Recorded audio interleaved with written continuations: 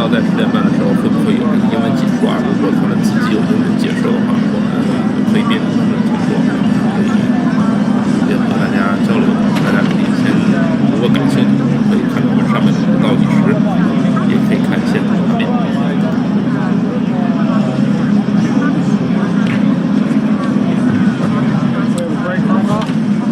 I guess.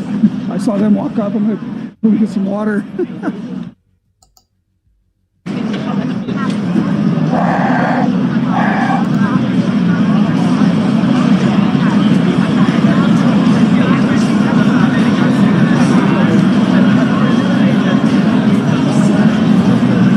我看到很多朋友说这个背景声音大就是背后啊，不是我啊，就是他们现场传来的声音啊。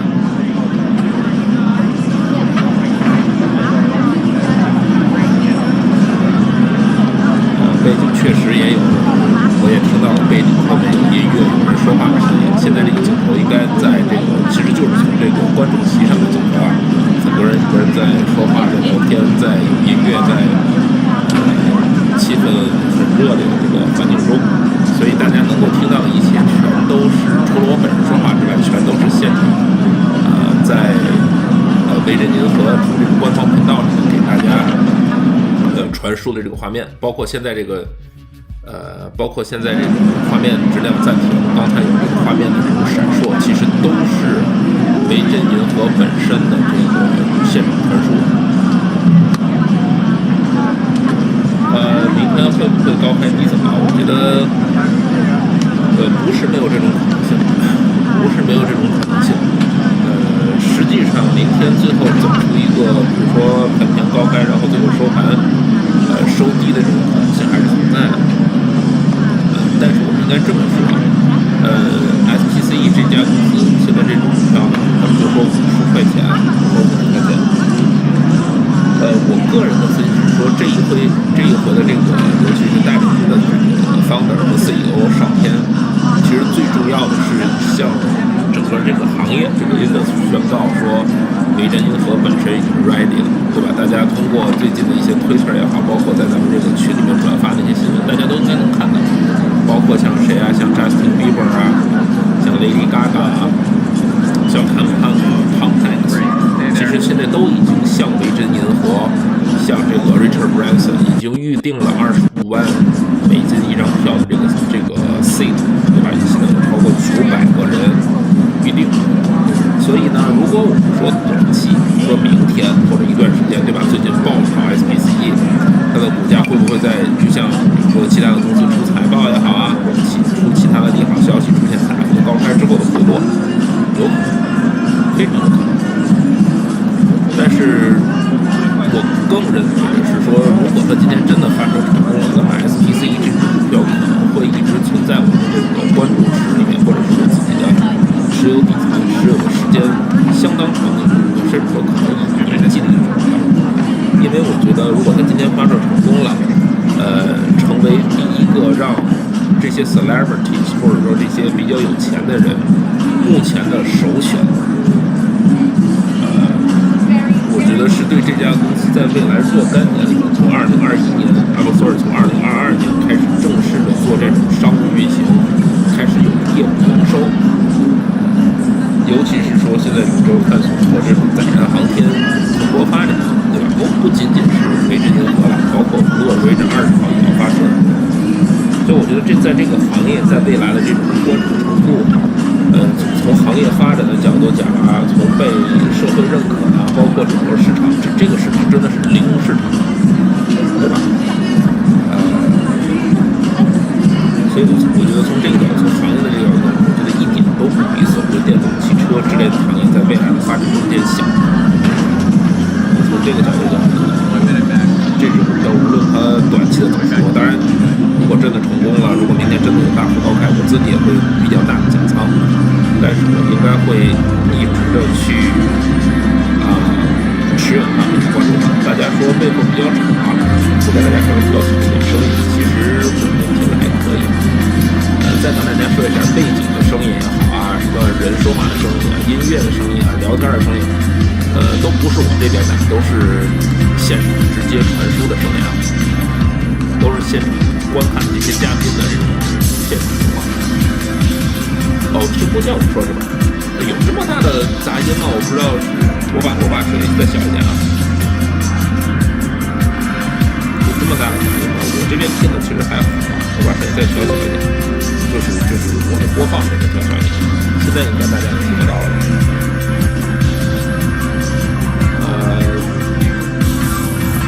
如果成功开盘50%涨还是100%，我觉得没有那么夸张啊，100%应该没有那么夸张。现在的市场不统一，我不知道现在这个大家听我说话是清楚一点了。我把这个声音拉得非常非常小，如果大家还能听到背景声音太嘈杂的话，再告诉我。我现在是拉的声音非常小。我觉得100%应该没有啊，因为现在这个市场对于 SPCE 呢，还是有点大声号。刚才给它静音，现在应该可以。现在市场对 SPCE 的总是不一样。我之前在这个直播节目里面跟大家分析，对吧？比如说像非常，现在应该可以了。现在我应该给它直接静音了。我已经在我这边静音了，还是不行。录音吧，我已经别动。现在应该可以了，对吧？现在应该静音了。现在我应该把这个视频静音了，大家应该看到的就是画面应该听不到什么声音了。如果还能听到声音的话，就告诉我。我个人是觉得，因为现在市场对 SPCE 的这个分歧非常大，之前给大家在直播的时候也都说了，这个比如说比较典型的是谁啊 Bank of America， 对吧？ Bank of America 自己跳出来连续几天发若干的声明，不但给这个维珍银河做 double downgrade， 对吧？从这个 buy 一直跳过 neutral 直接到 sell， 同时还发表了在做完 double downgrade 之后还发表了声明，这个声明说觉得 SPCE 现在的股价由于它现在没有实际的业务营收，对吧？因为业务还没有开始了嘛，所以他们现在对这家公司的股价呢认为还是过高，现在的股价他们认为已经 price in 今天飞行成功的这样的一个事情。所以从看空机构的角度讲，其实现在的这个Frank 还在说背景音乐太大声，我觉得现在应该可以了吧。我已经把视频静音了，如果 Frank 还是听到声音太大的话告诉我。所以从负面看空机构来讲呢，确实是有一部分机构是看空，但是也有机构非常看好，也有看多 SPCE 的，并且有一部分的机构也说了，如果今天的飞行能够成功的话，至少在可以看到的未来，维珍银河这家公司是可以上到3位数的公司。其实我自己的观点呢，相对来说，倒不是说由于维珍银河今天发射成功了，本身这个事情让我觉得这家公司一定会怎么样，我只是说我甚至觉得现在的这种私人太空旅行这样的业务才是真正的这种新兴的产业，或者是从零开始的产业啊。电动汽车从某种角度上都不算是从零开始啊。我自己对这个行业非常的感兴趣。我觉得这个行业如果可以作为一个新兴行业蓬勃发展的话，我觉得未来也会有特别多的机会。我主要还是从行业本身，那么正好今天又赶上了说现在3家做这种私人旅行的主要的这3家公司里面的其中之一，又把他们的这个 founder 也好或者 CEO 也好，这个 Richard 爵士今天自己亲自跟随自己公司这飞行器上天，给市场或者是给潜在的用户所谓的吃一颗定心丸，对吧？当然我觉得他跟 Bezos 的这个 race 呢肯定也是多多少少有这样的这个竞争意味在里面。但是如果大家仔细去看我给大家转发的关于维珍银河和 Blue Origin 这2家公司飞天的这个实际的报道，一个是差不多好像一个是飞到60个 mile， 一个是 Blue Origin 好像飞得更高。所以其实一个是这个不同的含义，今天维珍银河完全还是自己这种私人行为或者说公司本身的行为，但是如果这叫什么呀？这个 Blue Origin 成功的话 ，Blue Origin 因为大家知道是已经卖出了第一张票啊，跟随20号跟随 Jeff Bezos 上天的，会有一个人用这个慈善基金的形式购买他的一张 seat， 所以第一次会有这种私人航天的业务产生带来的这种真实的这种实际收入，卖这个船票得来的这个收入，所以意义各不同，啊。省油灯在说要不要用这个官方直播，我不知道这个官方直播是指哪一个，比如说 CNBC 的直播有可能。好，那我去官方直播啊，因为我现在看的呢是这个，维珍银河他们自己公司的这个直播啊，我不知道算不算是所谓的官方直播，我再给大家找一下别的这个频道。我现在看的就是维珍银河的这个公司的直播啊，但是为什么显示 SpaceX 是吧？我再看一眼，我给大家找一下，不着急。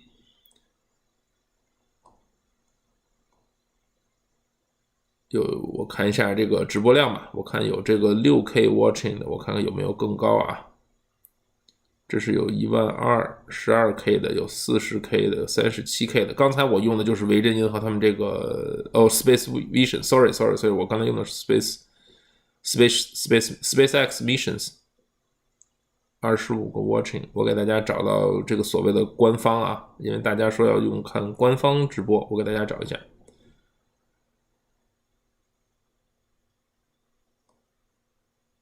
这现在是 37K、40K、12K、6K、6.8K。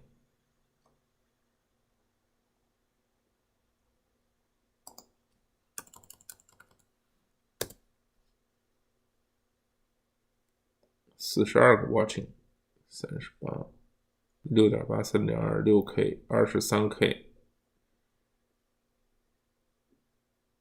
40K。好像我看到的可能要是稍微说再多一点的话，那可能就是维珍银河本身了吧，那就看维珍银河本身这个。但是这个现在并没有传来现场的信号。55万多人在等待，但是现在没有传来更多的现场信号啊，没有传来更多的现场信号。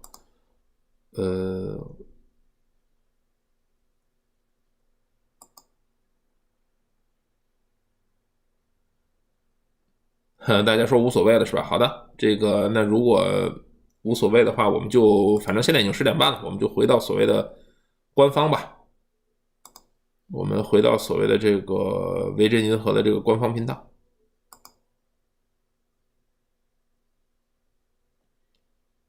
我们也给他点一个赞。这个59万人在等待啊，也还是真是不少，啊。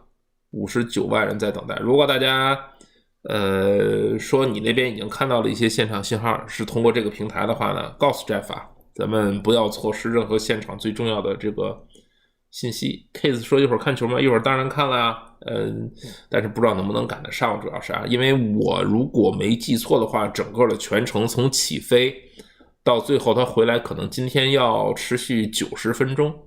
如果我没记错的话，我之前好像听到过这么一个新闻，好像说要90分钟啊。马上起飞了，为什么这个信号还没有啊？为什么59万人在等待的这个频道现在还没有啊？我们看一看这个吧，我们还是看一看，回到我们刚才那个。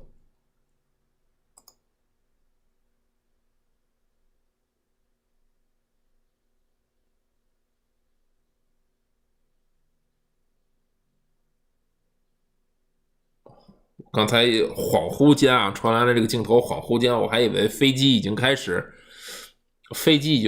这个滑行了，但实际上我仔细看一看，好像还没有啊，还没有。我刚才没说话，我主要是仔细的在看，是不是好像飞机在滑行了？因为传来的信号有点模糊，大家可以看得到，但好像还没有啊。10点35开始，好的10点35我看到了啊，谢谢白雪公主的留言，10点35 start。咱们一会儿去这个维珍银河的这个官方开始了，好的，志愿给我留言了，好，我们回到官方，没有问题啊，咱们看看官方在这儿了。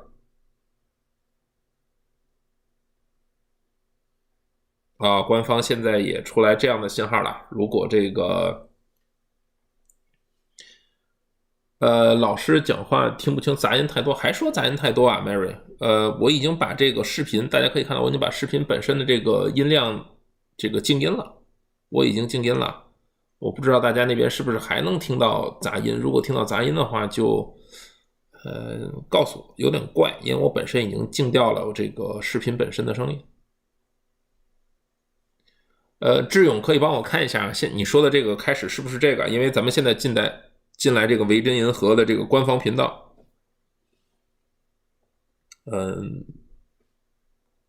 没有杂音，好的，没有杂音，好的。他是从头听的，好的。咱们进到这个官方频道啊，这个显示的是已经开始，streaming less than a minute， 已经显示开始了，但是没有具体的画面啊。我稍微打开一点声音，看看他们有没有声音啊。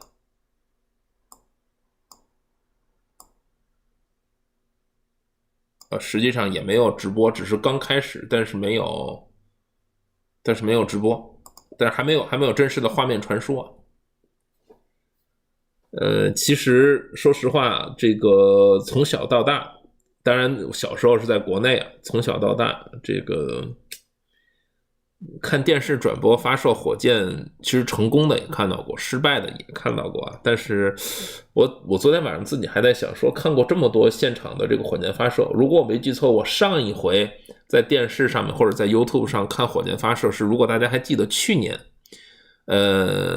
这个 SpaceX 大家还记得吗？就是Elon Musk SpaceX 第一次把这个 NASA 的飞行员送到这个太空站，送到太空站那一次火箭发射，是我上一次自己非常认真的在这个频道上面去现场关注的这个发射的这种情况啊。其实从小到大看过这种所谓的火箭发射也好啊，什么看过很多次，但是这一次的心情确实还多多少少不太一样，确实还不太一样啊。我记得上一次真的是就是几个月之前看 SpaceX 发射跟 NASA 第一次合作送人进国际空间站的时候，整个全程还看到了2位宇航员跟家人的这个告别呀，从头到尾的这样的仪式是都看到了。对了，还取消一次，没错 ，SpaceX 当时确实还取消了一次。当时还记得，觉得这2个宇航员当时的心情应该还是挺复杂的，既紧张又兴奋，同时呢还多多少少有一点担心。实际上做航空航天事业的人不容易啊。不容易，民航客机呢就先不说了，但是做这种，不管说现在的科学技术有多么的发达，或者是多么的成熟啊，我相信现在去做这种太空旅行，或者是做这种怎么样飞越大气层这样的旅行，不管它是到没到外太空的边界呀，还是说已经成功的进入了外太空，对吧？不管怎么样，还都是蛮有风险的，说实话还是蛮有风险的。所以为什么有人说到了35还没有消息是吧？我给大家再找找别的频道啊，咱们一边说一边聊，不着急。我还是觉得为什么我在节目里面有的时候说这个不容易，70多岁的人 Richard Branson 这个 Richard 爵士70多岁了，不容易啊，拿着自己的这个，虽然说是成功非常大的可能性，但是大家知道毕竟有风险，所以我觉得不容易啊。这样的所谓的 billionaire 还愿意用自己的生命，好像飞机是在动哦，大家看到画面啊，飞机好像是在动了，已经在启动了。好，我现在回到这个官方频道啊，看看有没有信号啊。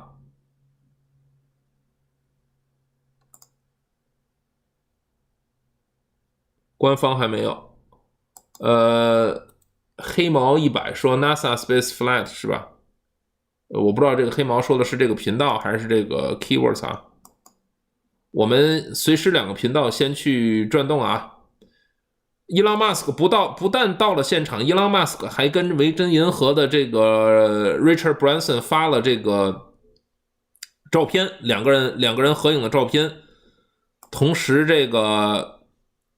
还有这个自己本人伊朗马斯克还订了船票，啊，所以不容易啊。咱们先这个。我现在找到这个 SpaceX Missions 是唯一的一个有信号的频道，咱们先借着它看啊，咱们随时2个频道转换。谢谢 Eric 打赏，祝发射成功。好的，谢谢 Eric 打赏啊。大家现在看到的这个频道传来的画面是我找到各个频道里面的唯一一个，对，我现在用的就是 SpaceX Missions， 我现在就是用的 SpaceX Missions 啊，谢谢 Jeffrey 的这个信息。但是如果再等一等啊，如果有更进一步的这个视频状况的话，这个视频传过来，咱们还是回到这个几十万人共同看的那个频道，就是维珍银河的官方频道。90分钟啊，东泉在问的这个问题，90分钟。这个是飞机启动了，刚才飞机已经开始滑行了，但是我不知道为什么这个官方频道还没有传输啊。如果大家能够看到一下官方频道的话，也可以告诉我啊。官方频道这个维珍银河的官方频道目前还没有传来消息，现在飞机在滑行啊。我们再去回过头来看一眼维珍银河的这个官方频道啊。好，官方频道也来了，我们把它正式调到官方频道。我们现在用的这个就应该是，还是 SpaceX Missions， 我看一眼啊。大家不用特别着急啊，肯定还有时间。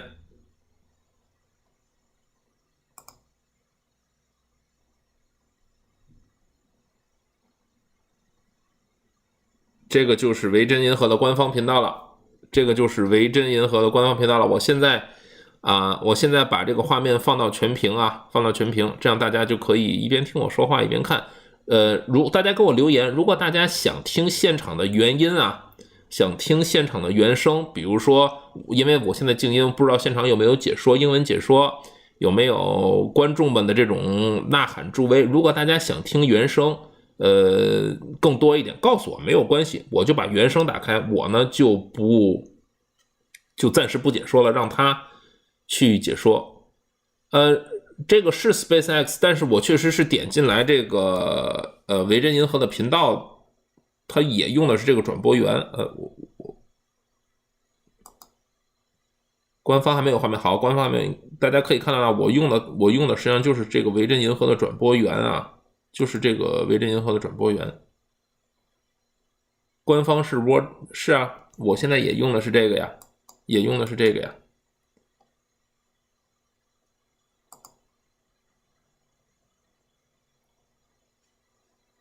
还是这个画面，咱们还是先回到这个有画面的吧。咱们还是回到有画面的，希望这个什么都不错过啊。官方还没有开始，对吧？官方还没有开始啊。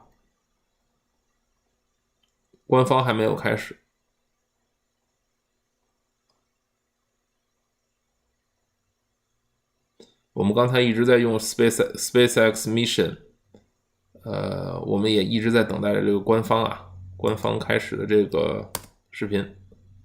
起飞是用原音，好的，起飞的时候我们就不说话了 ，Jeff 也会保持安静，咱们就把这个原音放出来，给大家一起看现场的这个声音和现场的解说，好吗？我们再看一看维珍银河啊，34万的人在等待，现在还没有更多的画面，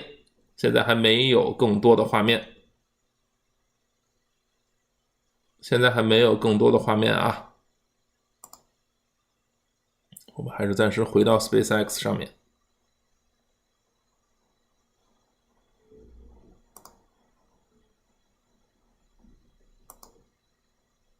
起飞了，哇！Daniel 说有人说已经起飞了，我们看一下啊。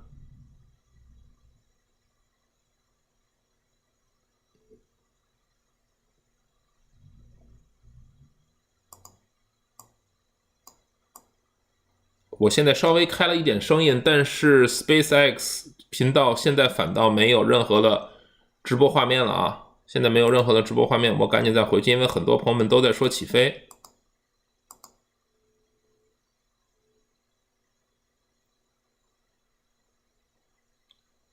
官方30几万的人在等，也在没有任何的信号，大家可以看得到，官方30几万人的这个频道在等，也没有任何的信号啊。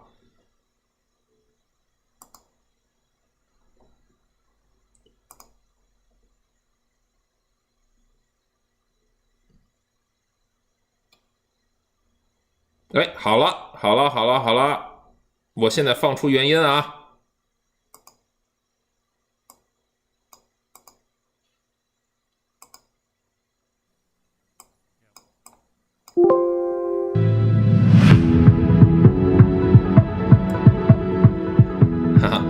果然是一部分朋友说的，是之前的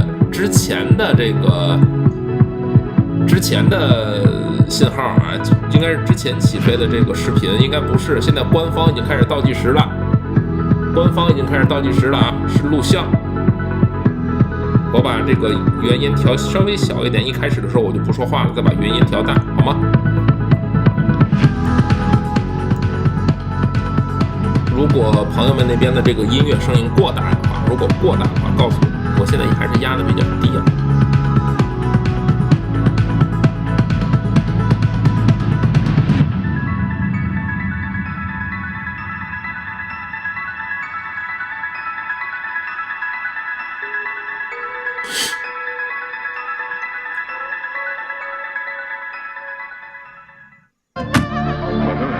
Another sunny day in New Mexico.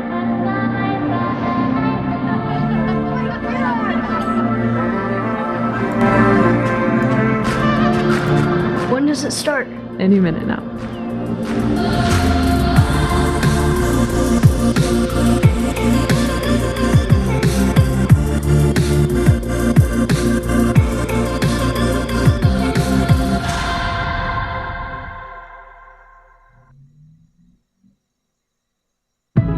Greetings, planet Earth, and welcome to Spaceport America, the beautiful home of Virgin Galactic in Sierra County, New Mexico, and the stage for today's momentous occasion. I'm delighted you can join us for an historic day.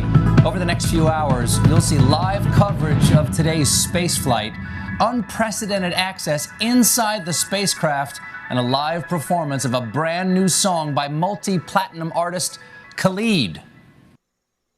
Entrepreneur, philanthropist, iconoclast, activist, adventurer, billionaire, goatee host organism. Later today, Richard Branson and his crew will return to Earth as astronauts. Hello, everyone. I'm Stephen Colbert. Thank you for joining us. Earlier this morning, Richard Branson and his crew arrived at Spaceport America, ready to embark on a life-changing journey. When Richard called me and asked me if I'd like to host today's live stream, I said, "Who is this? And how did you get my number?" Then he said who it was, explained today's flight test mission, and I said, yes, I would be honored to host your launch. After all, I've known Richard for years. I've never been to his private island, but that's okay. That's how close we are. Friends don't have to ask friends to their private island, evidently. And to be fair, it might be because I've spent most of our friendship making fun of him on TV. Folks, longtime viewers of this broadcast know that I have an ongoing feud with Sir Richard Branson, Virgin CEO and adult of the corn, Richard Branson. Sir Big Baby here, having what some critics have called facial hair. That little tree sloth clinging to your chin. The grinning goat man. A cross between David Bowie and Pan the Goat God. His airline.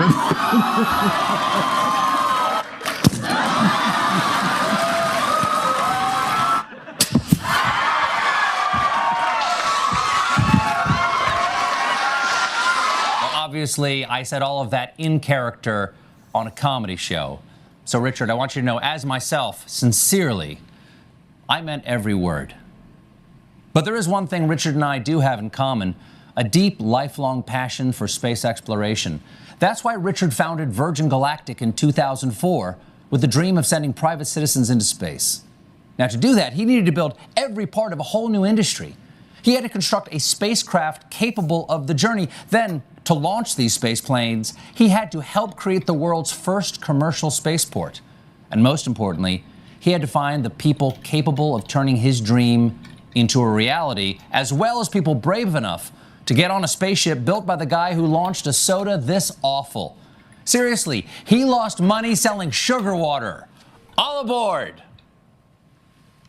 Today marks the culmination of Branson's dream. He and his crew will set off on a supersonic voyage in which they'll achieve a maximum velocity of more than Mach 3.5 and ultimately enter zero gravity.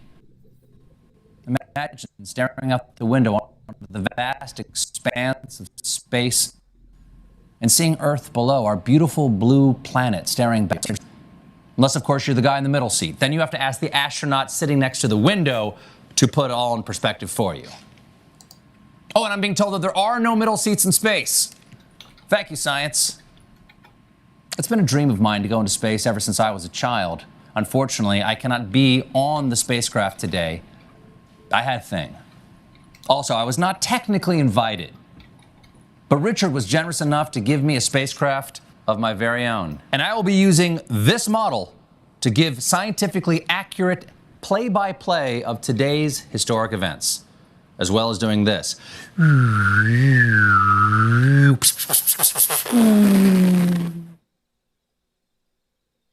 The Virgin Galactic crew are an inspiration to be bold, to be audacious, and to never give up in the pursuit of even your wildest dreams. So let's now take you to where the action is happening, live in the studio at Spaceport America, where your other co-hosts are standing by.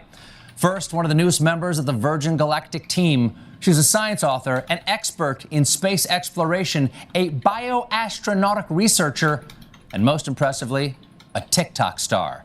Kelly Girardi. Great to have you here, Kelly. Next up, a man who has flown 2 space shuttle missions and spent time on the International Space Station, where he served as commander and performed a viral David Bowie cover. Here he is, the first man to do open mic in 0G, Chris Hadfield. Welcome, Chris.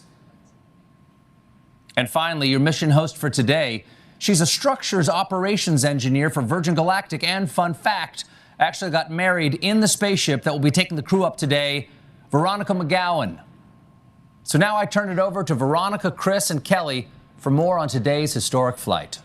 Thank you. It's a pleasure to be here with you all, live from Spaceport America. It's a momentous day for Sir Richard Branson, a milestone for Virgin Galactic, and a historic event for the future of spaceflight.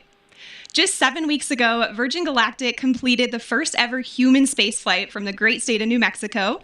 And today, our founder and his crew will become some of the very few people to have experienced space travel. Let's take a look at how they arrived to Spaceport America.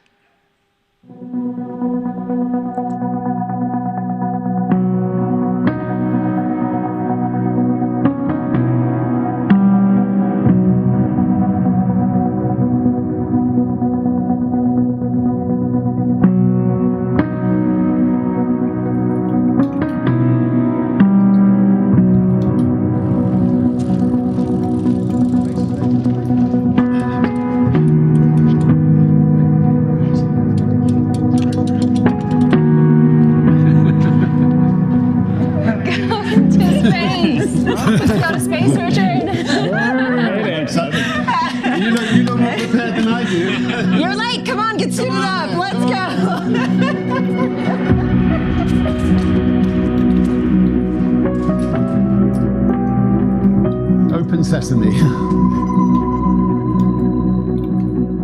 Good morning, Unity 22. Welcome to Spaceport. Please sign in to the astronaut logbook. The name's Branson, Sir Richard Branson. Astronaut 001, license to thrill.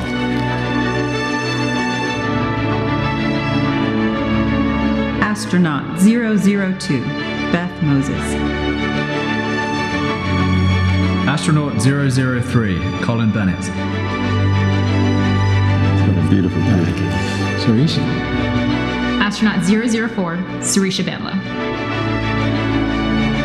And she's astronaut 004. Congratulations, Unity 22. You are officially registered for space.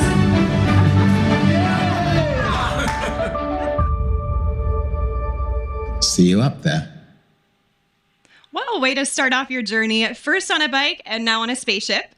The team is airborne. Here's some footage of them taking off just moments ago.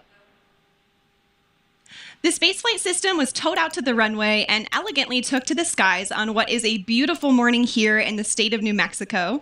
They're at approximately 30,000 feet in altitude and climbing as we speak.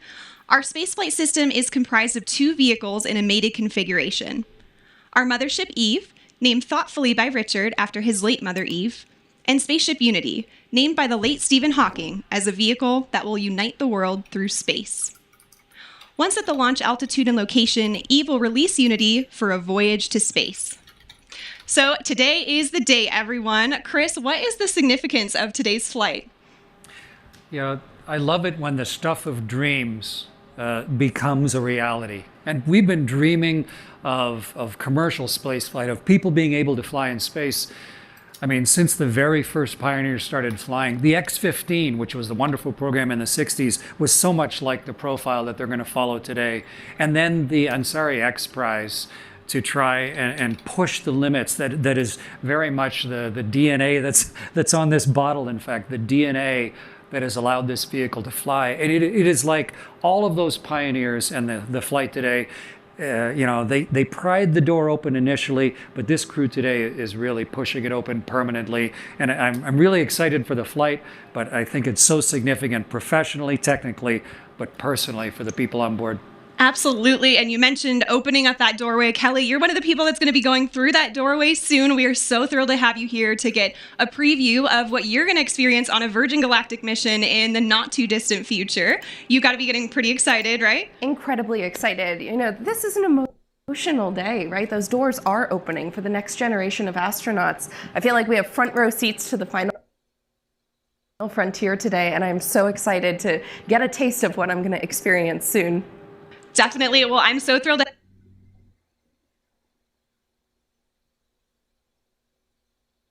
to have you here, and you too, Chris. Thank you guys so much for joining me today for this. Let's take a look at what we've got in store for the live stream. So while Mothership Eve is transporting Spaceship Unity to the launch point, we'll check in with the crew and the preparations that went into today's flight. We'll also share some perspective on the Virgin Galactic mission. So who we are, what we do, and our vision for commercial space travel in the 21st century. Next, we'll give you a guided tour through the Virgin Galactic experience, showing you what our astronauts will see and do throughout their stay, both on the ground and on their life-changing journey into space. Once we've reached the launch altitude and location, we'll see the moment when Spaceship Unity is released from Mothership Eve and accelerates into space, all coming to you live. So there's some incredible energy building here at Spaceport, and we're happy to have some special guests on site taking in this experience. My co-host Kevin, what's the vibe like down there? Thanks, Veronica. I am currently here at Spaceport America's hangar floor, where the ships usually reside, but as you just saw, they're on their way to space. Right behind me, I have the rocket motors we use for launch. And to my left, a very important person, CEO of Virgin Galactic, Michael Cole-Glazer. Michael, good to see you. It's great to be here, Kevin. Michael, I have one question for you, and that is, what does today mean? Kevin, this is a landmark moment for Virgin Galactic. It's a landmark moment for the new commercial space industry. And it certainly is a landmark moment for our founder, Sir Richard Branson, who right now is showing that when you have the fortitude to follow your dream, you can make a hugely profound impact on the world. It's a historic moment because today we are endeavoring to open access to space for all. Can you imagine? Being up there and looking back down has to be one of the most amazing feelings, and we can't wait for more people to experience it. I have to say how proud I am, Kevin, to have all my friends and colleagues who are today's crew representing the entire company. They're opening the door for the astronauts of tomorrow. We're thrilled to be here today and so excited to have all of you watching to be sharing this moment with us. It sure really is a historical moment for us, and I'm excited to be here. I'm going to be out in the street, so I'll see you guys in a little bit, but we're going to send it back to you. Virgin Galactic's mission of sending humans into space requires tenacity, innovation, and an unparalleled drive to succeed. Turns out pioneering a new form of space travel is a tough job, possibly even tougher than my job where I talk to celebrities for 1 hour a day. But the Virgin Galactic space is to make space itself more accessible and approachable. Line 3. Hello. Hi. Have you ever thought about going into space, Richard?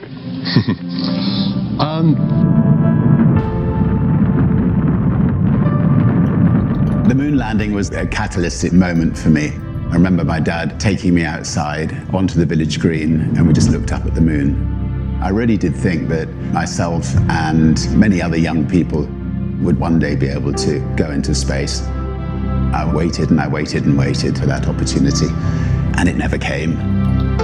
They got me thinking. I went to the registry office and I registered the name Virgin Galactic Airways.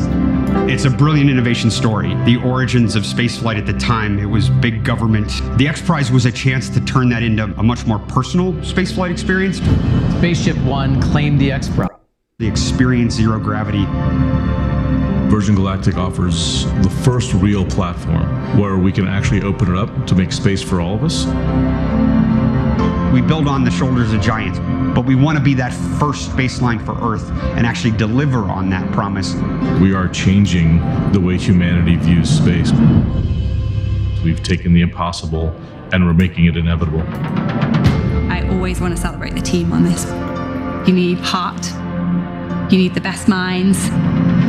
You need the best humans to work on programs like this. The sky's no longer the limit for us.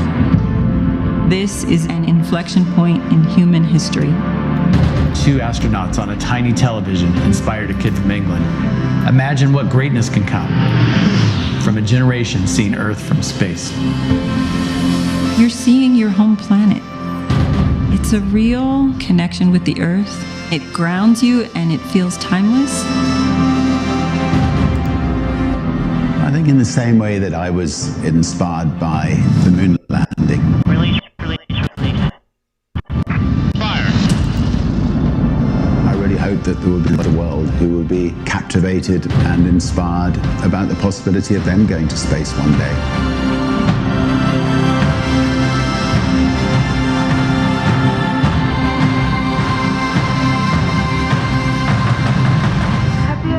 About going into space, Richard? I'd love to go into space. I think there could be nothing nicer. So if you're building a spacecraft, I'd love to come with you on it.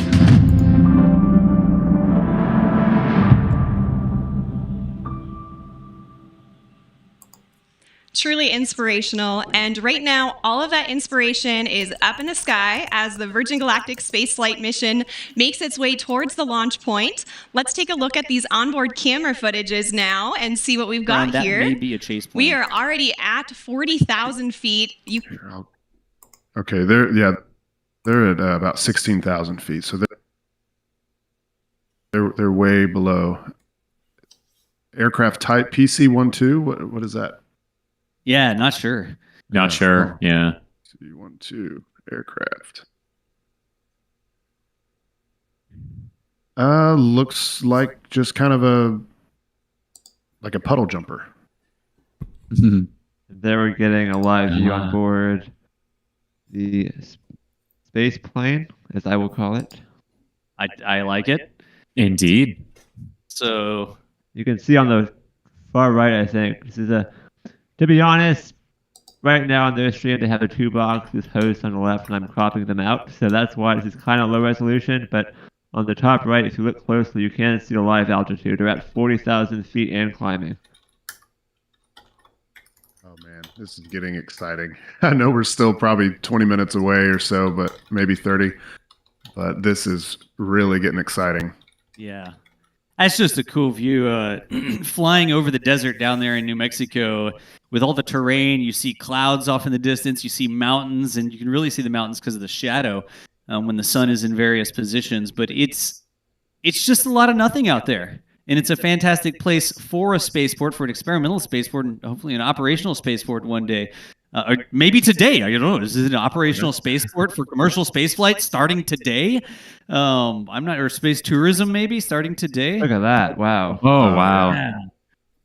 Oh, Again, that's going to be a gorgeous view when that engine. This is on VSS Unity looking back at the engine that will ignite. Yeah. That's going to be that plume. You'll see that big rocket motor plume come out from the back of the spacecraft here. They're going to do the drop. Those two tails on the side, the further tails, those are going to actually go off the top of the screen when they do the drop. And then you'll get this big plume of exhaust when this rocket motor ignites. Again, that hybrid motor is how the space plane does its jump into space. It's hop. It's literally jumping into space. You know, I saw this question in chat, and I think it might make for good clarification for some. Let's see, Skiffits said, "Why is Richard Branson going into space? He's not even an astronaut." So we'll clarify. Like he's about to be. Yeah. At what point does someone become an astronaut? Are they an astronaut when they begin their training to go to space?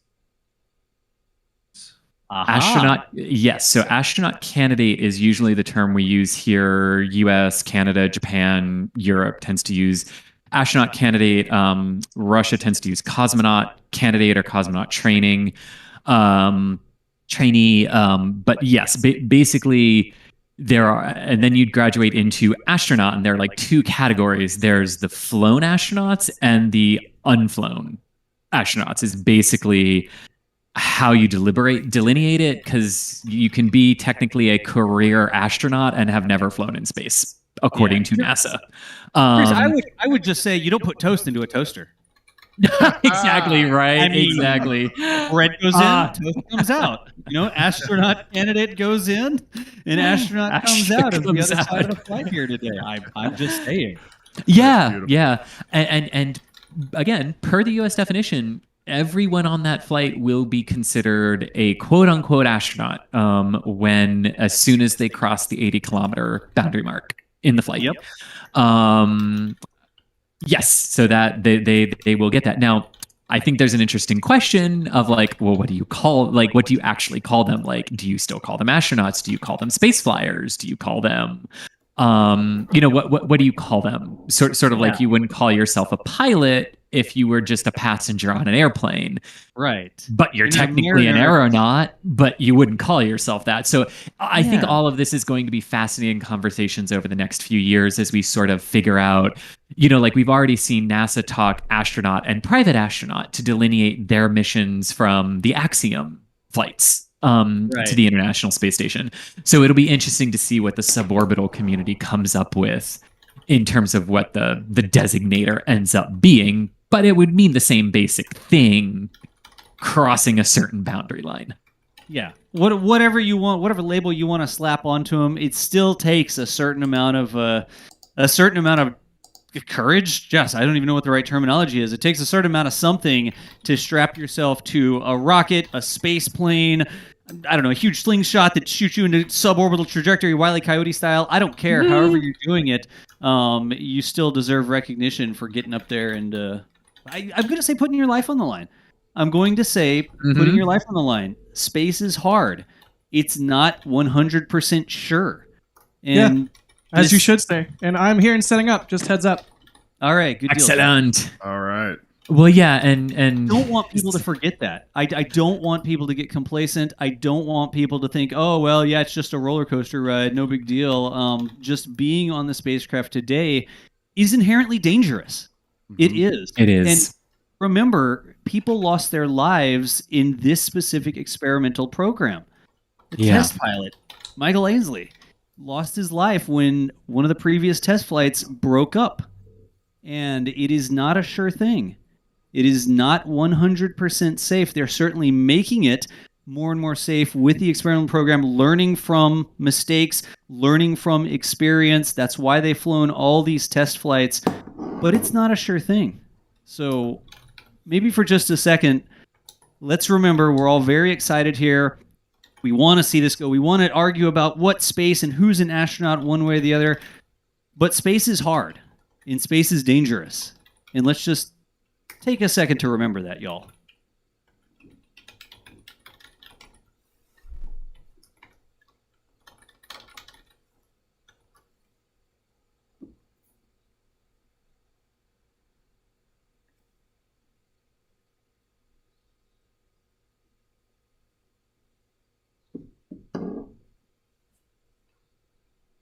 I really don't want to be a big downer or anything like that, but I think it's important to remember the people that have gone before that make things like this possible.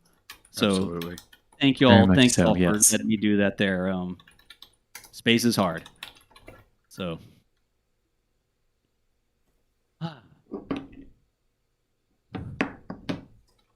Okay. People are asking for the onboard view. Believe me, if I had an onboard view, we'd be using it. Virgin Galactic is not providing an onboard view, but we will have Jack's view here shortly. Yes, indeed. And you can see almost at altitude, 45,000 feet in altitude is the drop altitude. So the plane will reach that altitude. And then it will turn first back toward the east, and then it will turn again back toward the south and align with the runway. You can see Spaceport America there, and the runway just below the greenish part of where the line sort of begins when flight radar picked it up. You can see the runway right there. The plane will align with that, traveling in a south-southeasterly direction. And if everything is go, that's right near when we would expect VSS Unity to be dropped from the carrier.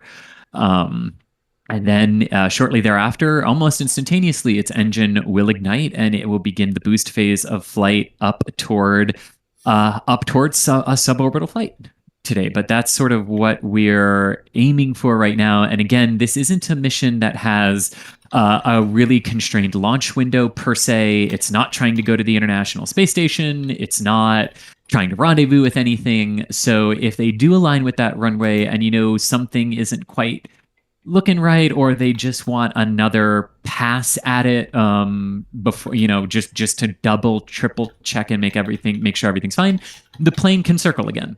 And realign with the runway, and then they can drop then. So if for some reason they weren't to release on the first attempt, it's not necessarily done for today. Could just mean they wanted to be really safe and extra cautious, and they're just going to make another lap. But hopefully that doesn't happen. Hopefully we have a good successful drop on the first attempt and a safe and successful ascent, reentry, and landing. Yep. And again, y'all, we have cut from our live feed. We have a single camera out there. Jack Beyer has rolled out, and he was at the end of the runway for takeoff, showing the world the first views of the takeoff there. And now he has relocated. He's driven up north to get underneath the drop zone, close to the drop zone, not like directly underneath it or anything like that. And he is setting up that live feed again. And we are going to be helping him scan the skies here in just a second, looking to acquire visual on the carrier aircraft and the spacecraft, which are still connected together, hoping to turn the top of the racetrack there, that big oval that they're flying, and come back down over Jack's position. We're working on getting that live feed back up. But that is why we're on the Flight Radar 24 track here. Again, you can head on over to flightradar24.com if you want to watch the track. You can click around and stuff, zoom in. You can already see the incredible view and the sky starting to darken there. This is already higher than what most regular commercial airliners will travel at. You can see some contrails. Chris, how do you think the crew will be feeling right about now? So many different things at once. They're just about leveled off at altitude, right up at 46,000 feet. But inside their bodies, they've got like this tug of war going on because they're focused. Like there's no more focused, the 4 in the back and the 2 in the front, really focused. But at the same time, there's this like rising excitement that you can feel like a thermometer going up inside your own body. But I remember at the time, what I really wanted to do was go back to my 9-year-old self and just run around the cockpit and scream and wave my hands, because it's just so exciting and fun. They're focused, they're professional, they're doing their job, but it's just a magnificent moment as we get ready for ignition. Yeah, I mean, I'm sure there's certainly a mixture of excitement and anticipation with our crew today, but they will all be focused on the task at hand, as you said, and preparing themselves to run through their individual test points. And on the subject of testing, today's spaceflight is an opportunity for us to evaluate our cabin experience. It's the environment where our passengers will cross the 50-mile border, defined by NASA as the entry to space. Let's hear more about the transformative journey that our crew are on.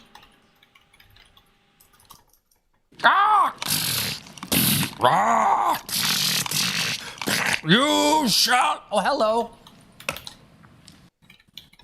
I was just contemplating the wonder of innovation. You know, back in 1860, it took 10 days for the Pony Express to deliver a letter from a toilet while they vacation on the other side of the world. Progress. But while some technology has grown exponentially, others have remained practically the same. Planes still travel at the same speed they did 50 years ago. We still use the same ground launch system from the early days of space travel, and they haven't come out with a new snow cone machine in years. That's where the innovations of Virgin Galactic come in. What does spaceflight with Virgin Galactic entail? Well, it has a unique combination of revolutionary design innovations that make it like no other vehicle that has ever gone before. Firstly, air launch. Most rockets you see make a loud and bumpy vertical launch from the ground. To launch from the ground requires huge amounts of energy to lift the vehicle from a static start and to propel it through the thickest parts of the Earth's atmosphere. Instead, Virgin Galactic spaceflight starts with a smooth runway takeoff, not dissimilar to a conventional commercial airliner. The spaceship, attached to a mothership, gracefully ascends to the launch altitude of around 50,000 feet, bypassing the thickest parts of the Earth's atmosphere, making it far more energy efficient and far more comfortable for the passengers inside. When the vehicles have reached the launch altitude and location, Mission Control provides clearance for release. Release. The pilots activate the launch and set spaceship free. Within seconds, the rocket motor ignites as the vehicle starts its rapid ascent toward the stars. During this awe-inspiring journey, the spaceship reaches speeds of up to 3 times the speed of sound, and out the window, passengers will watch the color change from blue through indigo, and then to the iconic inky black as they soar into space. Once the rocket motor shuts down, passengers will unbuckle their seatbelts and float effortlessly around the cabin, enjoying the childlike freedom of zero gravity. The cabin becomes a spacious, 3-dimensional playground as passengers experience space firsthand, helmet-free. The ship has an incredible 17 windows, and passengers won't be able to resist being drawn towards the undeniable, euphoric beauty that lies beneath, as planet Earth looks right back at them in all her majesty. Whilst enjoying weightlessness and the life-changing view, the vehicle is preparing itself for re-entry into the Earth's atmosphere, utilizing the second design innovation of Virgin Galactic's space system, the Feather. Re-entry is arguably the most challenging aspect of space travel and has largely been approached in 2 ways. With wing... I'm just sort of leaving it on this, but I know people are like probably trying to actually unlock the tail, and the tail pivots up to help it maintain a draggy and naturally stable situation. That's the old... Well, hang on. It morphed into my favorite space vehicle. Like, yeah, how did I like this. What, is Atlantis ascending? They unlocked the tail and I got a... on there too. That was Crew Dragon. Yeah. Again, folks, this is Virgin Galactic's B-roll of what to expect. This is not live. This is, in fact, rendered. There's some renderings in here. There's some live action it looks like they filmed. But that... Oh, man, is that for real? Yeah, it's hard to tell on that one. It's hard to tell. But when it was going into the feather mode. This one here... that's real. Yeah. Yeah. But this is not live. This is not what's happening right now. We still expect... at least 10 more minutes before the actual drop based on what we saw. There's that feathering system. You can see the bottom of the aircraft creating a lot of drag with that big flat surface, while the tail it's almost like a lawn dart, right? You put the dart up behind you to help you stabilize, and then you pitch down again and you become a plane again. It's really sort of a cool transformer effect. Look at that little symbol they had. That was some kind of New Mexico symbol, right? Did you see four-way? that? Is it the four-way? Is it like the four-way symbol, the north, south, east, and west? Yeah, that's it's part of the state symbol of New Mexico, and I believe it has a native meaning as well. But I'm blanking on it right now. Yeah, it's the sun. Yeah. Oh, it's the sun. Yeah, we like the sun. Yeah, it's called a ZIA, ZIA. There we go. Yes. Okay. Let's see. I did have a question in here from a little bit ago. Where is the drop zone and how far away from the spaceport? So it's sort of like right above it, right? No, it's to the northwest. So sort of like where they're at now. Like they're going to kind of set up another racetrack up there. Like they first take off, kind of circle the runway, but then they've kind of taken a little bit more to the northwest, and that's kind of where they are right now. Yeah, and they're going to turn toward the southeast to align with the runway, because if VSS Unity's engine were not to light for whatever reason after it's dropped from the craft, it's on a glide slope to the landing field. And that is what determines how far away from the field they are when they drop. I just don't know if we've ever gotten a firm distance marker from them on what that distance actually is. Now this is we're back to live views now. Yeah, which are having some signal hiccups, but that is a live view. Yeah, that's sort of to be expected. And then Jack is out there too with a camera and looking for it to acquire here.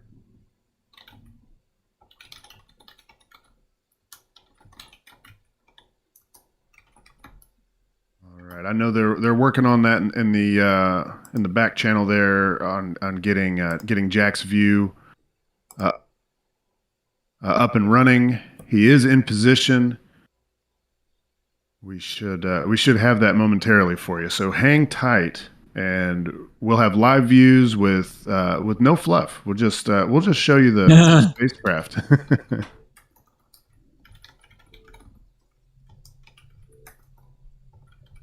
I suppose I could run through some of these super chats. We don't want to leave y'all hanging. We really do appreciate your support. Without it, well, I don't think we would have Jack out there in the field. Let's see. We've got Jason Land. Keep up the good work. Very cool coverage. Trash Panda Amanda said, "Here, this is for the jerky fund." Debash Mode also said, "Buy more jerky." Thank you so much. Let's see, Alex Smith with a $50 super chat. Thank you very much.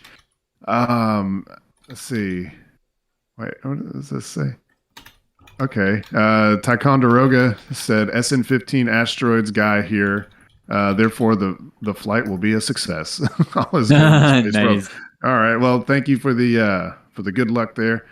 We got Marv Capitola coming in from the UK. Let's see. Daniel Stein. Oh yeah, they're referencing stuff from kind of a while back here because we're getting behind on our super chats. NASA spaceflight brought to you by robots, water, and jerky. Yes, that's right, folks. That's all we need is camera, robots, water, and jerky, and then we will be able to continue to bring you great coverage. But those things are not free, and we definitely appreciate your support. Sebastian St. Amour said, gas money for Jack. Thanks for the coverage. Oh, yeah. We've got a couple new members, Ryan Johnson and Tim Salt. Thank you very much for that ongoing support. Look at that. Look at that. Oh, there we go. There you go. Oh, this is awesome. And they just pulled their T- counter, so I don't know if that's because of a delay or what, but if we get an update, we will relay that to you.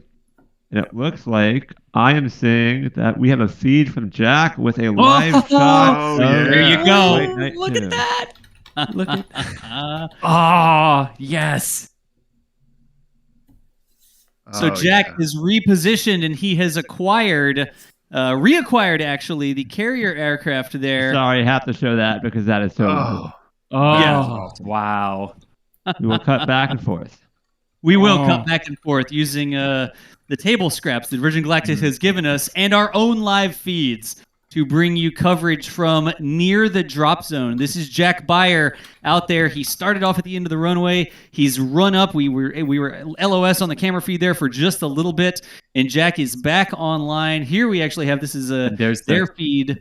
Yep, go ahead. Sorry, and the countdown clock is back, so it does look like they're still headed for it just over 3 minutes from now. All right. Wow. Did they shave time off, wasn't it? No, it just went away and came back. Okay. Yeah. Okay. Yeah. Oh man. Okay. So this is. Oh yeah.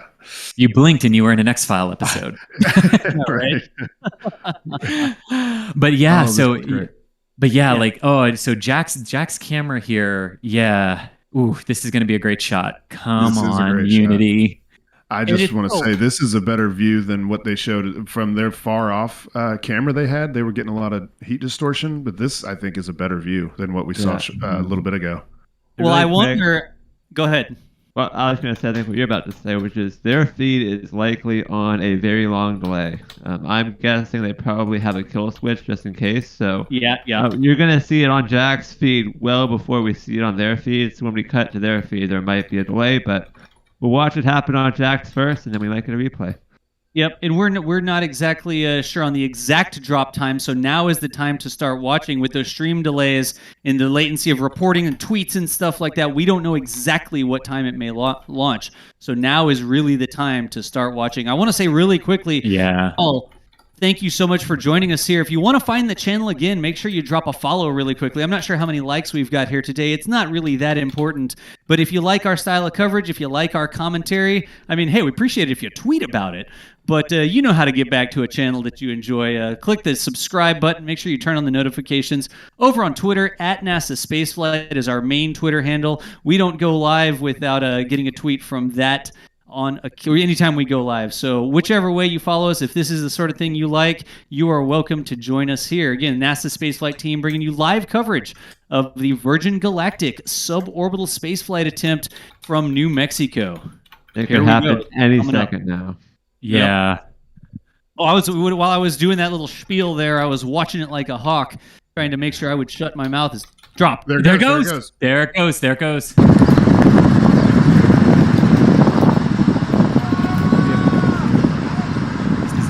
Unity doing its boost phase.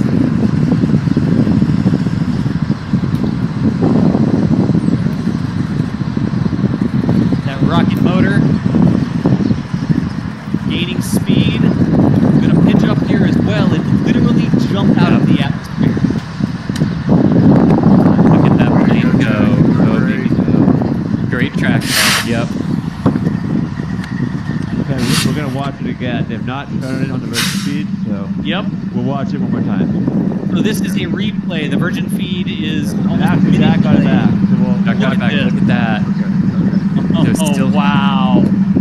So this is good. So far, it looks like normal ascent, normal operation of the engine. Yep.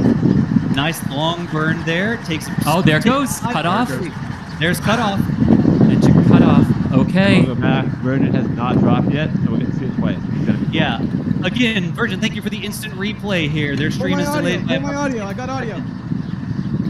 Hold my audio. I got audio. We have your audio. I think that was coming over the audio. Here we go. On Virgin. 10 seconds. Yeah. Here we go. Ooh. The drop has already occurred. We showed it live on our stream, and this is a replay.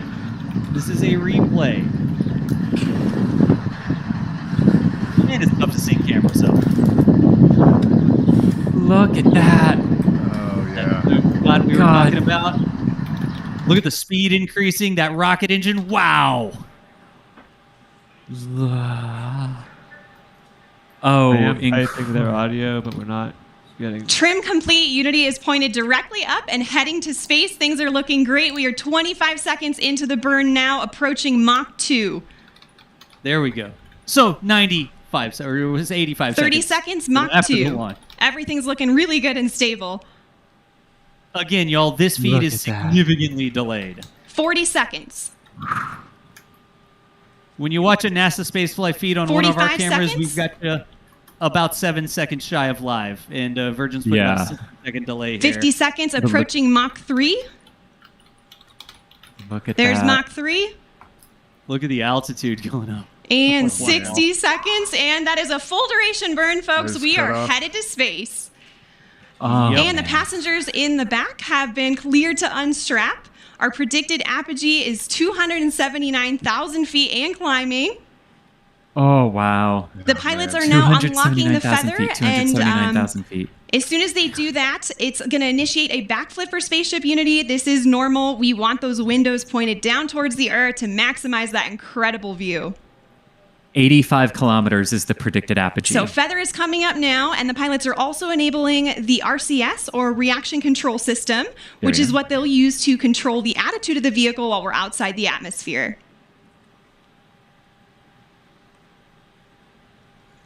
Man, look at All how right, it feather is flipped. all the way up. We are at about 250,000 feet now and climbing. As soon as we cross the boundary to space, we'll hear a word from our founder, Sir Richard Branson. Oh, wow, he's going to speak. I want those onboard Welcome to views. Space Unity 22. Over 80.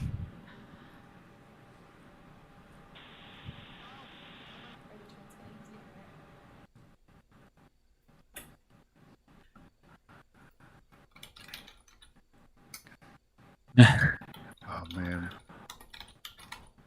Yo, Jack is actually repositioning again. He got us the drop and the full duration So it doesn't sound like burn we're cameras recording things on board today, and we'll be sure to capture his magical words and share them with the world when they're available. We And reached Jack is apogee 282,000 feet. There you go. Remember the Well, they day, can do remember this, where you are, and remember who you shared this with, and remember the name Virgin Galactic, because today, space is virgin territory. The culmination of a life's work, more than a half a century since the world rejoiced in and was transformed by humans leaving planet Earth, Sir Richard Branson fulfills his long-held dream of experiencing space with his crew. Congratulations again, Richard, and congratulations also to Sarisha and Colin on becoming astronauts today. And welcome back to space to Dave, Mike, and Beth. Look at that. Yep, there you go. Oh, you can see them now? Oh, look. I don't think they even had shoes on. You can actually see the feathering. You So see we how are the on the tail re-entry has, portion of our angled up a flight little bit now, there. and the mission specialists are heading back to their seats. Our training team has worked really hard on this portion of the flight to make it very natural and intuitive for passengers. Now, when we talk about space travel, a lot of people know and expect the boost portion of the flight to be loud and thrilling. But what's interesting is re-entry is also very similar, as supersonic air is flowing over the vehicle in the feathered configuration. Shock waves form on top of the cabin, which are audible to those inside. And for those of you on site watching on the ground, you should be able to hear a double sonic boom as Spaceship Unity once again breaks the sound barrier. Oh, we're talking to you, Jack. Jack breaks the sound barrier trying to get to the landing zone now. Oh, look at these onboard views. Oh, yes. That's cool. Oh, wow. And that's the atmosphere making it rock back and forth like that. Coming it back isn't down back to under the atmosphere. Yeah. Still see it coming down. They just passed below Mach 1. And again, we are watching it. It should rotate back into the airplane configuration. I'm going to see if we can't tell when that happens. It looks like the tails are still in the feathered configuration right now. And the Transformer spacecraft that Virgin Galactic is operating here should turn back into an airplane and come down for a landing. You can really see the tails. Oh, you can see it. Yep. Oh, man. Look at that. Again, that's that transformer design that maintains stability while maximizing drag as it plummets back down into the atmosphere. As it gets lower and lower, the atmosphere gets thicker and thicker, and they'll get into a point where they can once again rely on their aerodynamic control surfaces to take back active control of the vehicle. Ooh, look at that. Look at how it falls. Oh my gosh. And I just want to say real quick, because man, like we were so into it when it was happening. They crossed 80 kilometers. They got to about 85 kilometers for about 4 to 5 minutes. 6 people added to the 10 that were in space, and we broke the worldwide record for number of humans in space, and we broke the record for most number of humans on the same suborbital space flight. Still got to land it, but they got there. They broke it. All 6 of them on board that craft are astronauts. 3 of them already were, but amazing. Yeah, that is amazing. And it looks like they're back in airplane mode. Is that right? Yeah. Yep, strapped back in, it looks like. Yeah. It got back within range of their transmitters, it looks like. I'm sure that was a huge test objective to make sure that all the crew members could get back to their seats, because this is the first time they have flown with 4 passengers on board, and it looks like that worked well. Yep. Yeah, shaking hands and... It seemed like they were only out of their seats for maybe a couple of minutes or 3 minutes. Yeah. Does that seem right? Because from the time of engine ignition, I think when they mentioned they were going back to their seats, was it about T plus 3.5 minutes or so? Someone can check that. It's supposed to be 3 minutes of weightlessness. That's about right.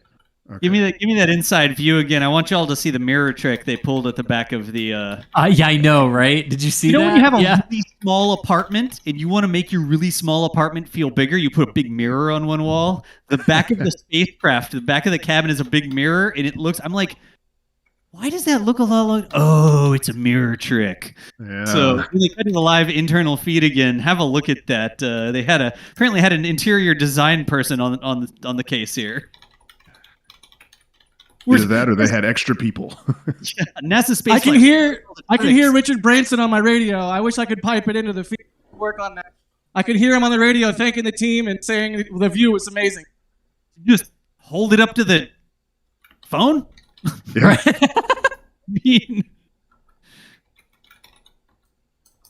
Jack's out there with a scanner. Jack's still moving up to try and get the landing. Again, it's a race for us, for our coverage. It's a race between Jack and the spacecraft there coming back down again, VSS Unity.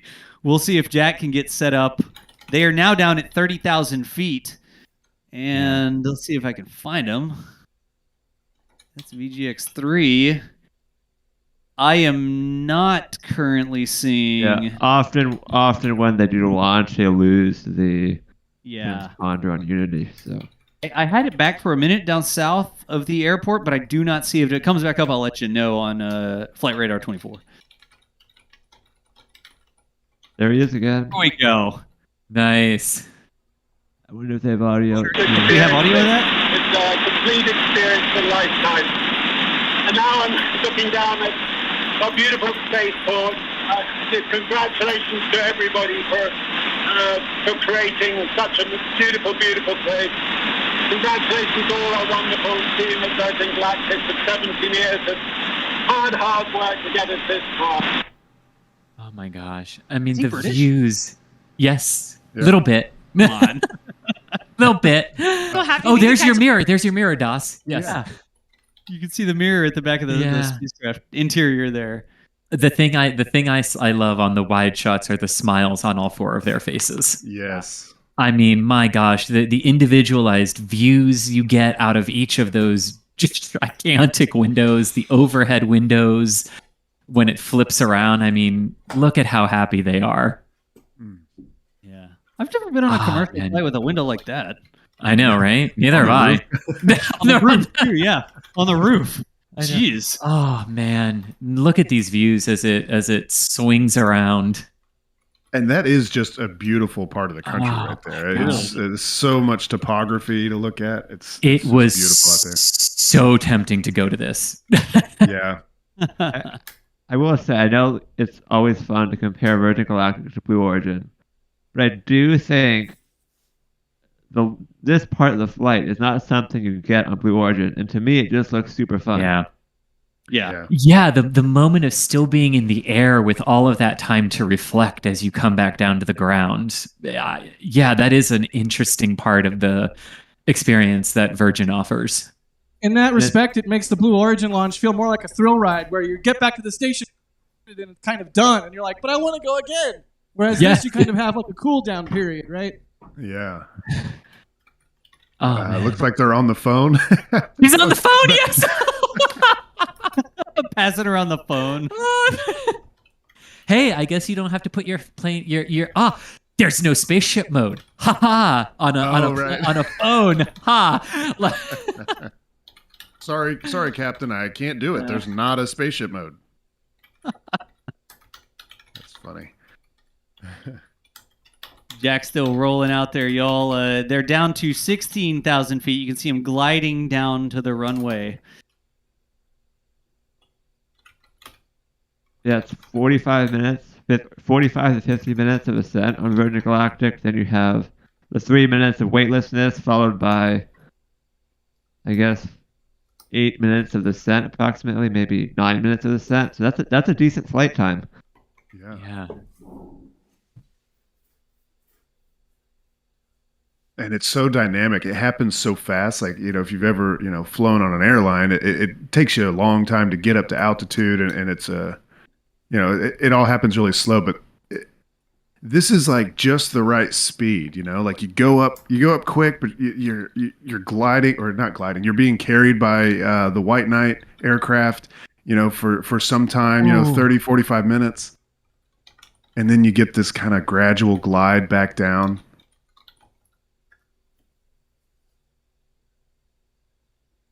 Yes, I think I will ride. Thank you very much. Yeah. I'll take my ticket. I will send whoever my address. I'll be there. Look at that, getting closer to the ground. I can't see with the contrast there. They've got to be approaching 10,000 feet now. Just sort of circling around, getting lined up. Still going, 250 miles an hour. Look at the chase plane. Oh, look at the chase plane out the window. Oh, yeah. It's like a stunt plane, it looks like. Yeah.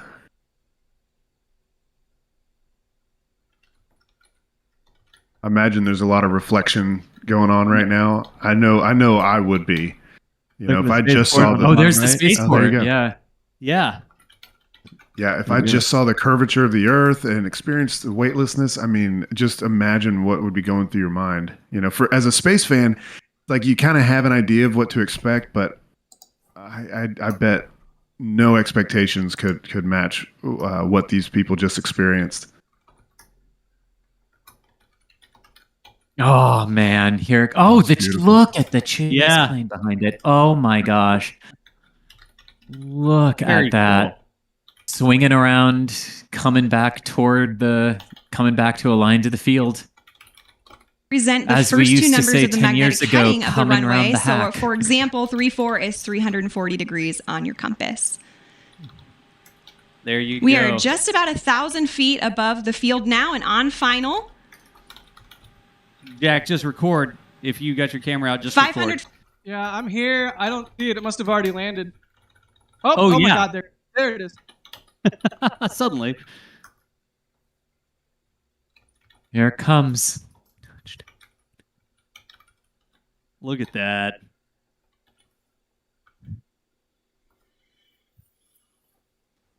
Touchdown. Look at that. Yeah. Nose down. Clapping that velocity. And there goes the nose rotation. Little skid. Actually, not a wheel on the front. Little bounce. No, skid, yeah. And all the way out to wheel stop. Back down on the ground. Wow.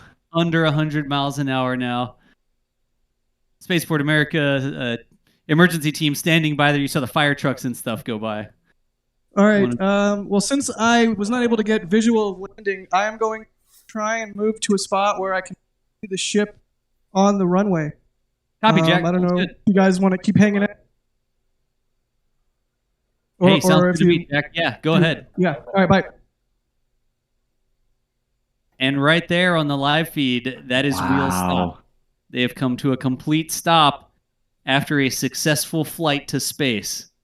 15 minutes and 18 seconds. Look at that. And look at the convoy rushing out to meet it. Oh, space planes. I love space planes. They're the best. They're unequivocally the best. I'm sorry. I love Starship, but I love space. I mean, we could really stretch the boundaries too and say Starship is a space plane, but we won't go there. Venting there, it looked like. Yeah, and then they cut the feed for venting. Yeah. So we do not have, the track is not here. It has not reappeared back on Flight Radar 24. But again, Jack, like you said, is getting repositioned over there to see if we can't get some views from the runway of the vehicle there. But again, what you just saw was a successful touchdown. Why am I moving? Stop moving the map. People are looking at it. What you just saw was a successful touchdown of the Virgin Galactic VSS Unity after a successful suborbital hop into space above 80 kilometers up to almost 85 kilometers. Whether you use Carmen's original calculation or whether you use Jonathan McDowell's calculation as to where space should begin and who is considered a spaceastronaut, space flyer, spacer, astronaut, person who had the gumption to strap themselves into a contraption that's going to lob them out of the atmosphere. Whatever you want to call it, that is what happened here today from Spaceport America out there in New Mexico. I'm impressed that they were able to go today. First attempt. Yeah. They were able to pull it off. You know, I mean, we're so used to, in spaceflight, we're so used to scrubs and everything. They just went for it. And I'm looking at the general chat and we're seeing a lot of congratulations and awesome flights and stuff like that, and we definitely echo that sentiment. This couldn't have gone any better from an outsider's perspective. No. This looks like it went perfectly. Yeah, they almost replicated the commercial flight experience there with the 90-minute delay before takeoff as well. That's true. Which was, I think, didn't they say that was because of weather overnight or something like that? Yeah. Letting things clear up some before they brought the space plane out of the hangar and fueling operations and all that sort of stuff. So 90-minute delay this morning, but it gave us a little bit of time to sleep in. I was able to get an extra hour of sleep, and I really appreciated that. Y'all, you have to understand that we don't just, turn on the live stream. Okay, it's ready to go. Like, we wake up in advance. And we have a lot of preparations that we need to do in order to get the streams ready, our commentary, the people joining us, answering questions and stuff like that, and all the technical stuff, Jack rolling out with the camera and testing things. It does take an awful lot of work to get these streams going. So again, if you like this sort of coverage, you like what we're doing, you like our commentary, way. I think we're fun. I'm sorry. Oh, yeah. Was that the tow on the back of that Jeep to tow it back? It looked like it. Yeah. I like that. But don't forget to follow the channel here, click subscribe, turn on the notifications or whatever. I know you're like, gosh, Das is that guy that keeps doing the store merch plugs. And guys, if he says shop.nasa spaceflight one more time, I don't know what I'm going to do. But we are able to do this because y'all support us. So thank you so much. Whether it's the merch store, whether it's 18 million super chats, I got like 4 pixels of scroll bar here that we're never going to get through. Whether you're just showing up, you're retweeting things we do, you're liking the stream, whatever it is, just thank y'all so much for making it so that we can do this, even though we don't have, the budget of Richard Branson. Yeah, Jack drove all the way from California just so that we could have those shots when Virgin Galactic had their hosts. And without that, we would not have seen takeoff, so everyone, please thank Jack for spending his weekend, a lot of hours, a lot of gas money, and I'm assuming a hotel money. We will make sure that we use your super chat donations and your store purchases to make sure that Jack is properly taken care of. So thank you. 100%. Yeah. Look at this. Do you think they rehearsed this? You think they had like a stand-in vehicle and they're like, all right, now all the black Rovers are going to drive around the right-hand side? Oh, the number of times they've probably practiced this. Yeah. Oh, yeah. And, somebody in chat was asking where the doors are, so we're about to find out. Yes, exactly. Oh, sorry. I probably blew a lot of earphones out on that one. Yes. The part that opens is the door. We'll see what part opens up here. But there are some safety precautions and stuff like that. You'll see them working on the vehicle here. It's not just, hey, the same as a commercial flight. You come up to the gate and you see the flight attendant sort of looking out the little window, and then the gate agent is coming up and they're knocking on the door and stuff. It's a little bit of work you do before you get off the plane. A little bit more work when your plane has just come back from space. There's the door. but I'm sorry about the low resolution. That's what I'm doing. Like That's the prop. Yeah. Does he have his guitar? Is he going to play a song for him? I don't know. We'll see. Oh, a Hadfield song. Yeah, look at that. That's the access hatch. Oh, wow. Climbing in. Yeah, like a little mouse hole almost. Yeah. I've been on some regional jets like that. Little puddle jumpers where they cram you in. I naively thought that it was going to be like the door was going to fold out and down and have like a set of stairs on it. Yeah, right. Yeah, that sounds like mass that you might not want to carry around. Yeah. I guess that's not. Oh, there. It's going to come back in a second. There we go. Okay. Yeah, there we go. In all the recovery operations, but I have a feeling that we are going to see some very excited folks step off of the spacecraft here. Is Richard ever not excited though? Yeah, right. I think the real interested. Go ahead. Well, I was just going to say, like, it hasn't happened yet, but I imagine this might be reminiscent of when John Young got out of Columbia after the first flight. Oh, was walking around the ship. Look at this. Yeah. That's the pilot. Yeah. That's the pilot who took him up. Yeah. Oh, that's great. That's amazing. Hey, Steven, you had something regarding like a timing coincidence, right? Yeah. Yeah. Well, it was just something in chat that I saw, and I'm not sure how true it is. I was trying to get some fact checking in the back channel. We did for you. Okay.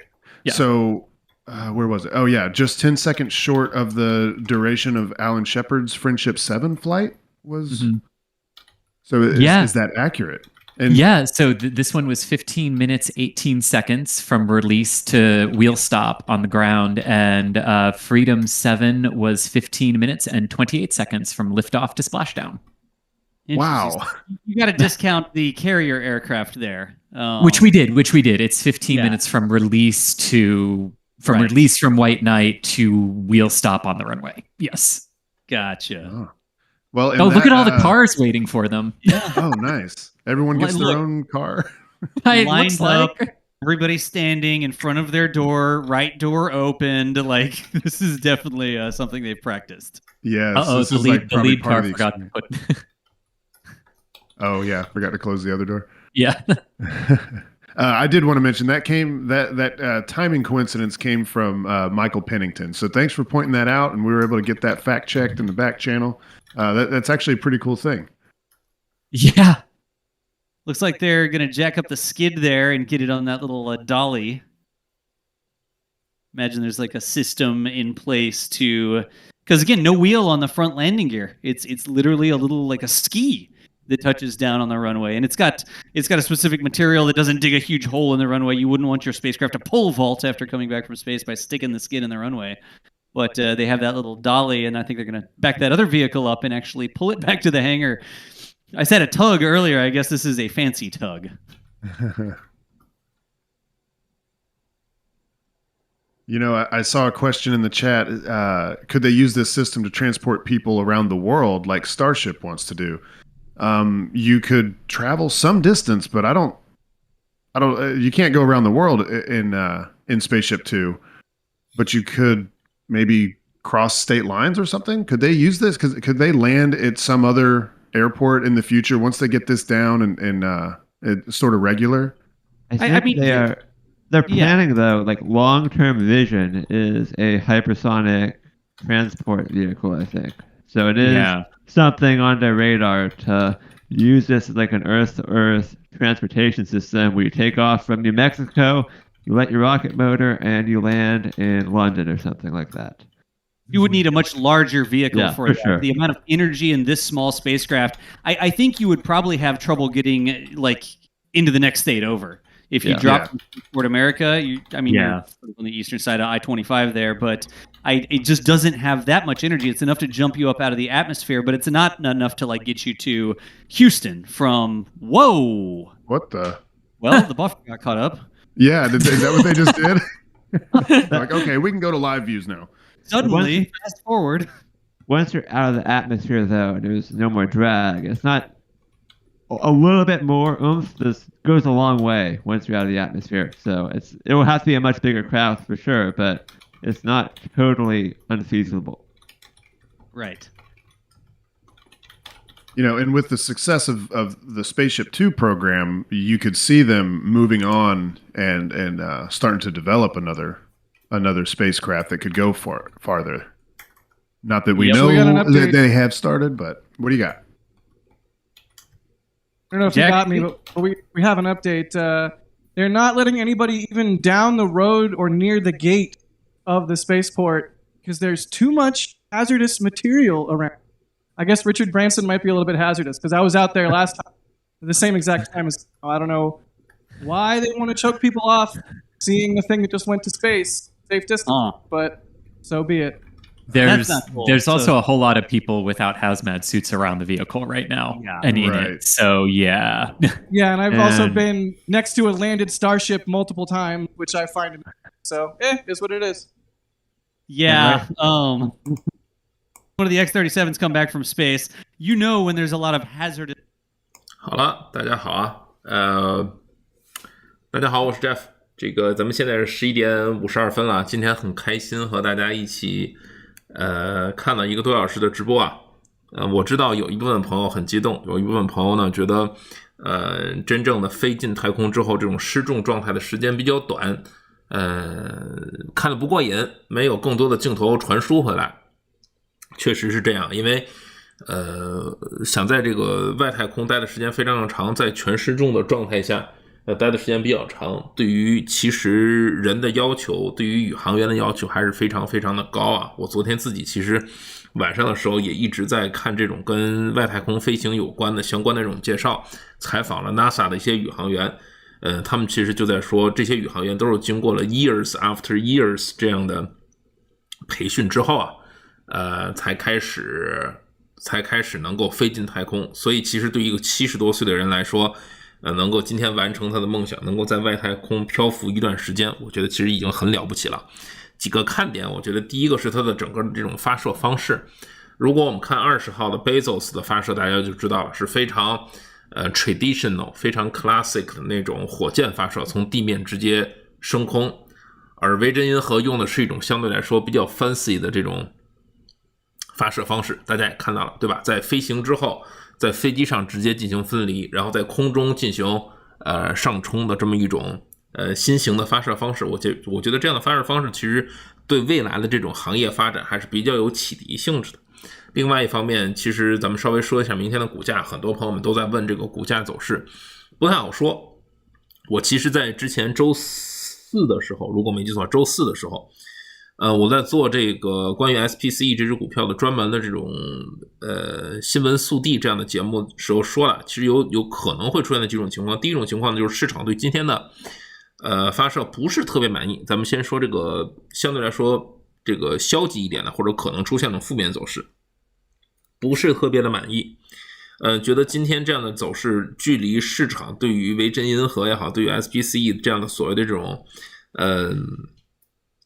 飞行呢低于他们的预期，当然这个完全要看市场的预期是什么，就跟我们每一个人现在的感受不一样一样。有的朋友觉得非常好，非常激动，有的朋友认为其实今天没有特别大的意思，飞行的时间不是特别的长，这个完全要看市场本身的 expectation。 如果出现这样的走势的话，我相信可能盘前还是应该会有高开这样的表现，我相信还是会有，但是大概率可能会出现高开低走。为什么呢？一方面 SPCE 本来在过去的这段时间里面涨幅就非常的明显。从什么时候开始涨的呀？从咱们这个频道开始说 SPCE， 也就是说什么？我们在频道里面经常说的那句话，之前的是非，对吧？之前的是非，如果成功了就是特斯拉，如果不成功就是尼科拉。从咱们开始说这句话的时候到现在，回过头来看看这个维珍银河已经涨了多少，所以它毕竟属于这种暴涨的概念，已经暴涨了。所以明天如果出现高开的话，我个人觉得还是有可能会出现回落这样的走势，这是短期行为。但是长期我也跟大家说了，对吧？我觉得长期的时候如果从长期的角度来看的话，这个行业真的是一个所谓的新兴行业。能不能最后就走成比如说像刚才我们用 Amazon 举例子，这种互联网这样的这种当年开始蓬勃发展是那样的这种产业，或者说是电商互联网里面的分支，像电商这样的产业，是不是能够走出一个从无到有，对吧？这个从0到100这么一个过程，我觉得呢还是有可能的。而且确实是说，从最近的这一段时间里面，无论是从大家知道的这个 ARK 基金开始开设这种关于这个宇宙探索 Space Exploration， 还是说不论是马斯克也好，还是贝佐斯也好，这些科技达人或者是科技牛人们，慢慢都向这种宇宙探索或者宇宙探索商业化、私人化这样的模式去转型和发展。其实我觉得这样的行业还应该是非常非常有前景。无论是说官方跟 NASA 的合作去发射这种更多的宇宙飞船上太空，进入这个航空这个国际空间站也好，或者去做其他的任务也好，这种官方合作，还是说像现在这样慢慢开始开展的这种所谓这种私人旅行，或者是私人太空旅行、私人定制这样的业务，我觉得未来应该都有发展。所以说抛开明天短期或者最近短期不说，我觉得这样的公司、这样的行业在未来的若干年里面，我相信应该还有机会。所以我一开始在直播之前就跟大家说了，我觉得这只股票或者这一类的股票应该会一直长时间的存在在我自己的持仓或者是关注池里面。可能我自己明天也会，应该说大概率也会自己降仓位啊，大概率也会啊。但是我相信我手里面至少应该会保留着一部分的底仓。其实我之前在讲这个 SPCE 的时候跟大家说了，我最早 SPCE 的底仓是一直从去年开始就持有，虽然非常非常小，但是从去年开始就一直持有 SPCE。当然仓位比较少，第一次暴涨的时候我自己没有加仓，错过了一轮行情，但是至少我手里一直有着它，对它这只股票呢也相对来说比较了解。说的比较中肯或者比较实话实说呢，就是说这只股票其实也非常的会玩。说的积极一点的是说这只股票的股性比较好，那说的更直接一点就是说，其实这家公司的操作本身呢非常灵活，跟背后的机构反反复复的这种上下震荡是非常，第一个波段本身是非常的大，起伏也非常的大，机构配合这个公司的这个配合度也非常的高，影响股价的能力也比较强。所以呢如果从咱们看完这个直播，对吧，单纯从这个航天事业的发展呢，咱们已经结束了，是一个很好的故事。回到这个股票上面，我相信我们在接下来的直播也好，包括视频节目也好，会很多次的谈到这个行业，也会谈到 SPCE 这只股票，大家注意结合它的整个波段操作。我相信呢，机构也好，还是公司也好，整体向上趋势应该是不变的，但是在其中呢，可能会有很多这种波段的机会出现给大家，大家注意的买卖的这个点位拿的也不用特别的死，我们随时当出现这种市场异动的时候，也会在我们这个节目里面第一时间跟大家沟通。咱们今天的这个直播呢就做到这里，因为现在整好是美东时间的12点了，也到了很多朋友吃中午饭的时候了。今天呢咱们就做到这里面，如果大家想去继续看比如说后面的关于这个 Richard Branson 的这个采访也好啊，对他们这个 crew 的这个采访也好，大家可以自己去关注，无论是在这种这个维珍银河的官方网站上，还是我们现在在使用的这个 NASA Space Flight 这个频道里面，我相信如果大家想去查这种事后的关于这种当事人的访谈也好，或者其他的也好，应该都有相关的消息。我们今天的直播呢就先做到这里面，如果大家还有什么问题的话，咱们可以进一步的在下午也好，晚上也好呢，跟在 Discord 群里面进行讨论。在今天下午的这个晚上的会员直播里面，大家会员朋友们如果有进一步的问题，关于 SPCE 进一步的想法或者进一步的问题，我们也可以在下午会员直播的时候进一步的去讨论。好了，非常感谢大家利用周日的这么1-2个小时的时间一起去看它的这个发射也好啊，还是进入太空之后的这个场景也好，我觉得自己来说呢，虽然时间没有那么的长，但是我自己还算是满意啊。尤其是说从安全的角度讲，毕竟人家这个平平安安的完成了自己的梦想，回到了地面，从这一点上讲，我觉得啊，抛开股市不说，都应该给 Richard Branson 点一个赞，也给维珍银河点一个赞啊。所以非常感谢大家的陪伴，希望大家喜欢我们今天的这个小小的这个特殊的直播活动。咱们呢接下来看一看，如果大家感兴趣的话，无论是 Bezos 这个发射 Blue Origin 也好，还是接下来在股市里面也好，或者在相关的股票里面有这种非常有意思的突发性的新闻，如果大家喜欢这种直播的方式呢，我们到时候也可以继续采用这样的方式，和大家一起去度过这种所谓见证历史也好，或者说是这种创造历史的这种时刻，大家可以一起度过。好了，非常感谢大家的支持，会员朋友们，咱们还是美东时间下午的7点，咱们会员直播见。对于非会员的朋友，再祝大家这个开开心心的过一个周日，咱们明天股市时候直播见。好了，谢谢各位。